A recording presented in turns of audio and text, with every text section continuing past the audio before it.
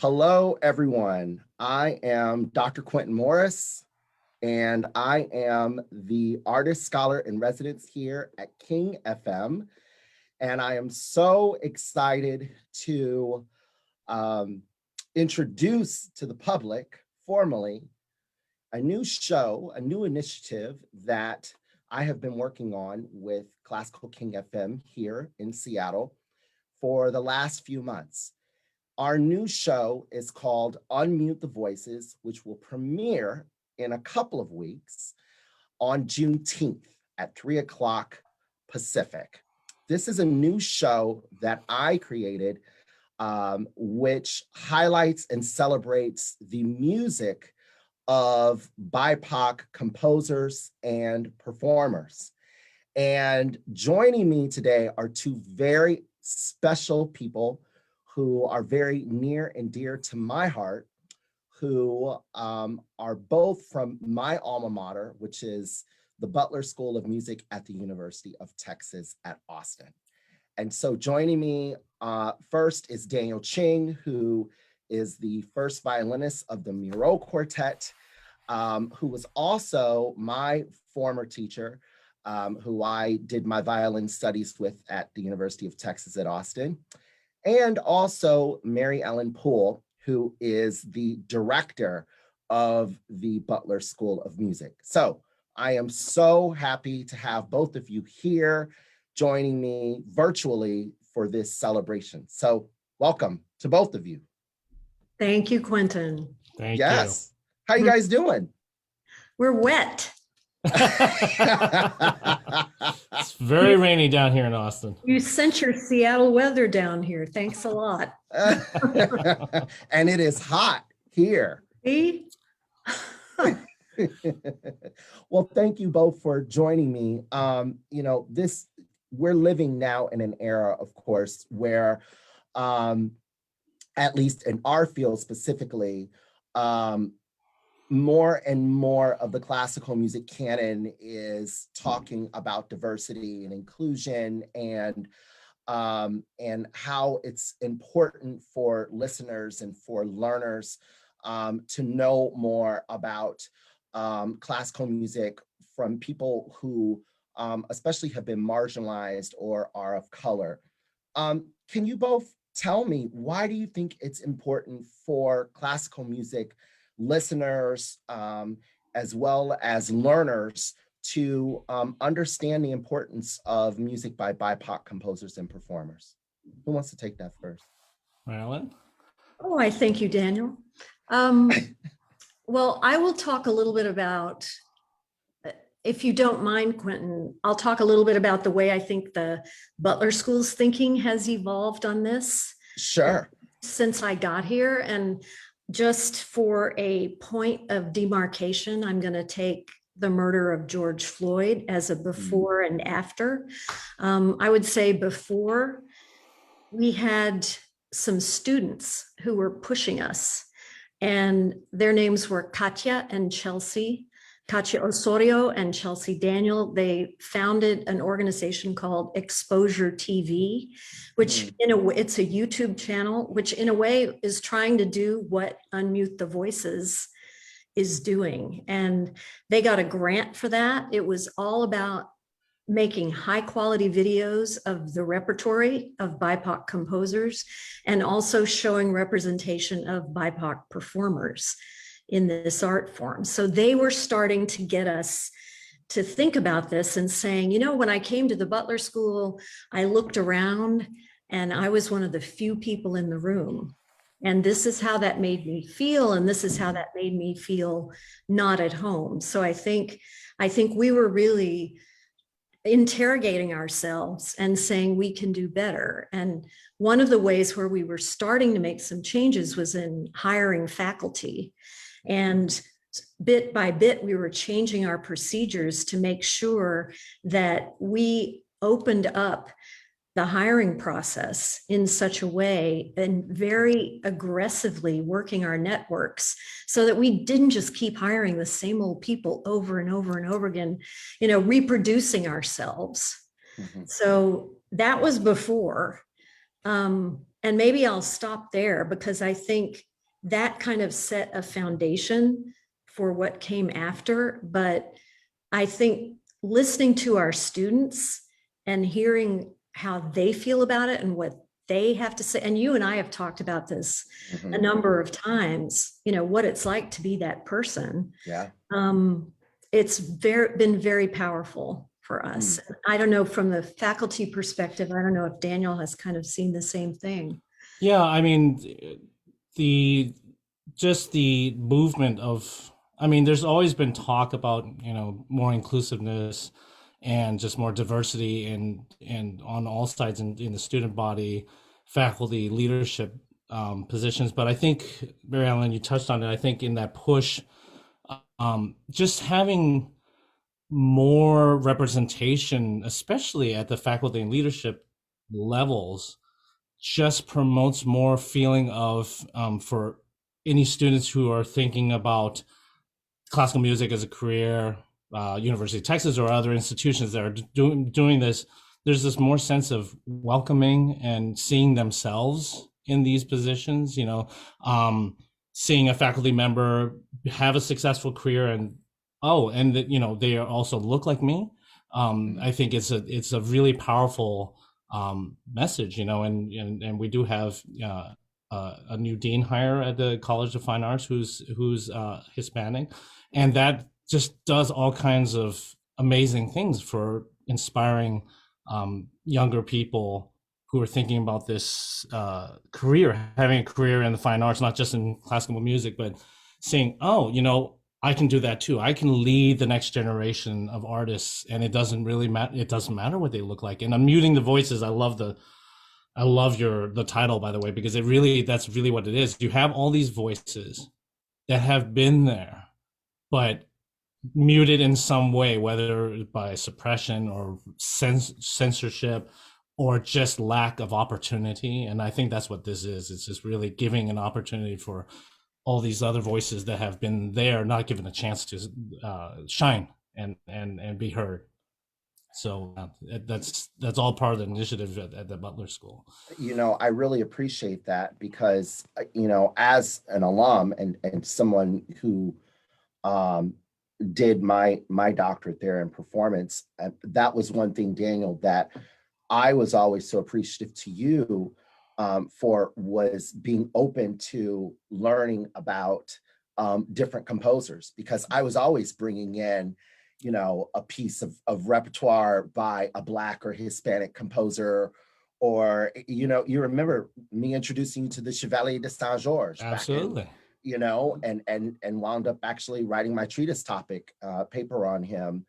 And I always appreciated you being open to learning about different composers who might not be as popular, but still have made tremendous contributions to our field. In you all's opinion, what do you think is the next step towards academia, or more specifically, the classical music canon community, to be more accepting towards repertoire that might not be your typical Mozart concerto or your Strauss horn concerto, or not to say that those pieces are not great, because they are, but what can we do to make sure that the music that has been largely underrepresented becomes staples within our field, so that they become standardized pieces?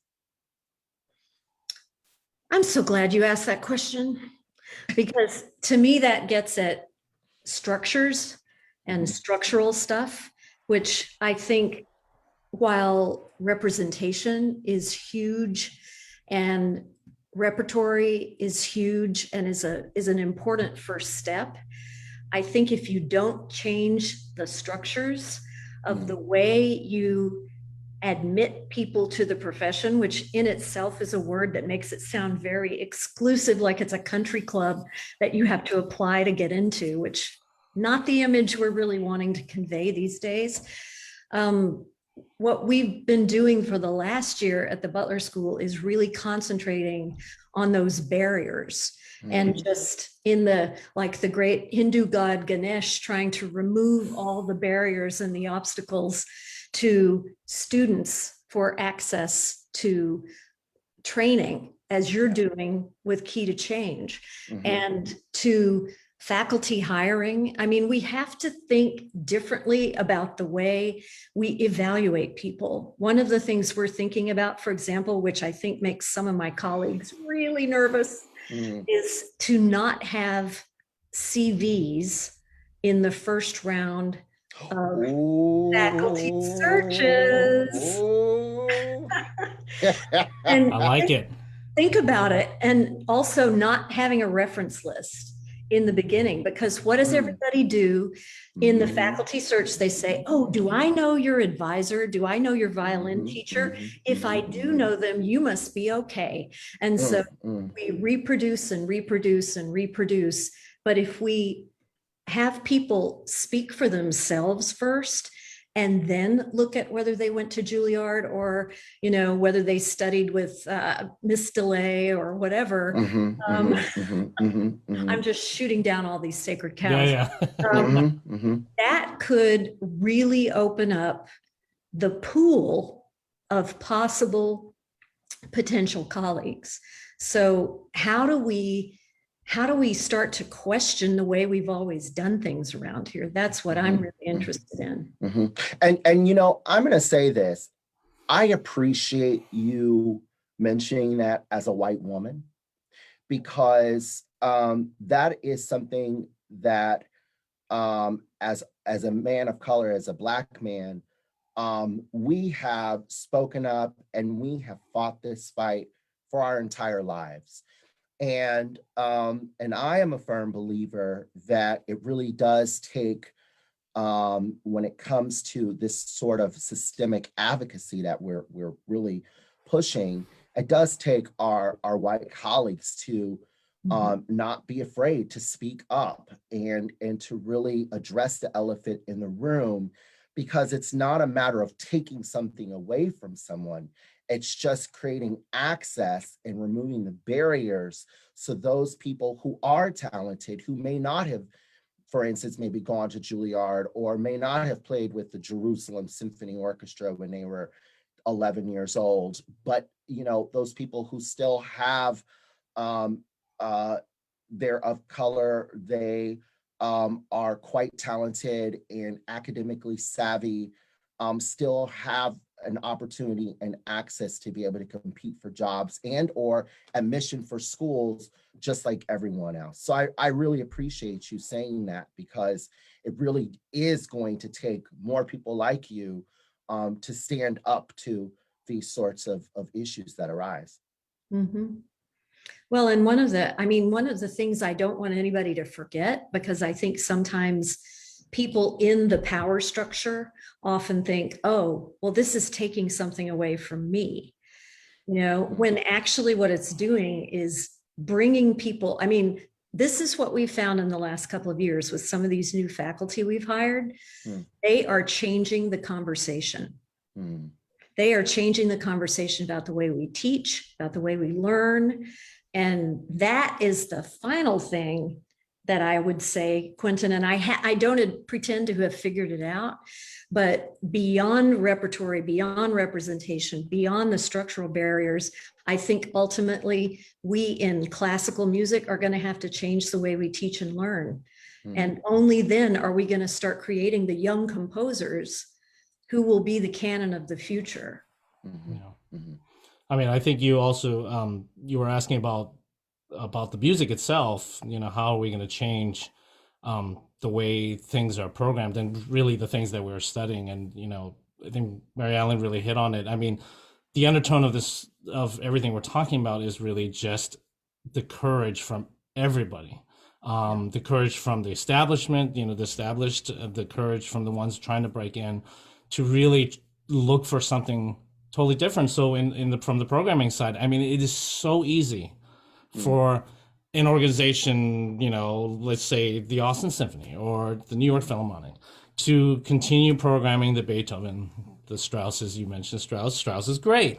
But why does everybody know this music? Well, because it's been played over and over again. Mhm. And if we want the William Grant Still, which is just as great, to be just as well known, you have to play that over and over again. You have to have the courage to put that on and not. I mean, the thing is, we in the Murau Quartet, we have the same challenge. We've been talking about this entire past year about what we can do on the chamber music level, in terms of having more inclusiveness, but also just unmuting those voices that need to be heard. And we always keep coming back to the questions. Well, except, you know what? Those older people, they're just going to be like, well, where's the Beethoven? And Right. we had to say to ourselves, number one, we had to be confident enough that maybe they also came to hear us, not Right. just the composer, but that as shepherds, when we sit down to play, we become the shepherds for these people listening to us. We have to lead them through something, and sometimes it's something new. And if that something new includes these composers that have been silenced or just underrepresented, that's our job as performers, and our job as artistic directors of orchestras and operas and all the other art forms, to just have the courage to, you can still include the standard stuff everybody knows, but let's take the other stuff that is great, and don't be afraid that people are going to be like, well, I don't know who this is, and lead them through, because they do trust us. As performers, we have to remember that the audience trusts us to lead them through. And the same thing happens with teachers, at the faculty level. We should feel not afraid to start to really teach these works. The university orchestra at UT should not be afraid to program these things. We should not be afraid to teach these concerti, these sonatas, and just really lift those up, so that we hear that all this is great stuff that actually has been there, and also things that are to be written as well. And one thing, thank you for that. One thing that I think King FM can do to help lift up and execute the mission of the Butler School of Music is to invite both your faculty as well as your students to submit their recordings to our show. We are a brand new show. And as I mentioned earlier, we are premiering on Juneteenth at 3 o'clock Pacific time, 5 o'clock Central time, PM. And we are looking for new repertoire. We're looking to highlight those composers who are of color, those performers who are of color, who have recordings that are really fantastic, that they want a larger audience to hear. Additionally, in addition to actually hearing music by composers of color, one thing that Unmute the Voices is doing is also spotlighting those performers of color who have maybe performed a Mozart concerto or Wieniawski or Strauss, as I mentioned, but because the industry is so saturated with, and no disrespect, of course, to those celebrity performers, the majority of them are white and white men. And so we don't have a chance to hear from that indigenous oboist who has a really fantastic performance of maybe the Mozart clarinet concerto. We want to be able to spotlight those people of color as well who do play the standard repertoire. And so that's one thing that I really hope that the Butler School of Music will send to us, are your students, your faculty. Daniel, I hope that Miro sends some stuff to us as well. You just wait. And not only will we have you on the radio, but we will also have you on our video series. We'll have participants on our video series where we will have an opportunity to interview them and talk to them about their stories and talk to them about why they were inspired by the music, or just what their personal journeys were. So I really appreciate you both. We are just about out of time. I have one last question for both of you, and that is, what advice would you give your students or a colleague about exploring or learning more about music by people of color? Daniel, let's start with you. Oh, I think that's an easy one. Just do it. I mean, the thing is, it's just as somebody that, who's, it's kind of similar to what we were talking about, what I was just talking about with the programming, it just takes, if you feel yourself pulling toward, if a student is looking to make a program and they start looking at the same old stuff, same old pieces by the same old composers, you've heard of the other composers. You've heard of composers, indigenous composers. And if you haven't, talk to your faculty, talk to your mentors. They know some things, or do some, there's so much stuff on YouTube.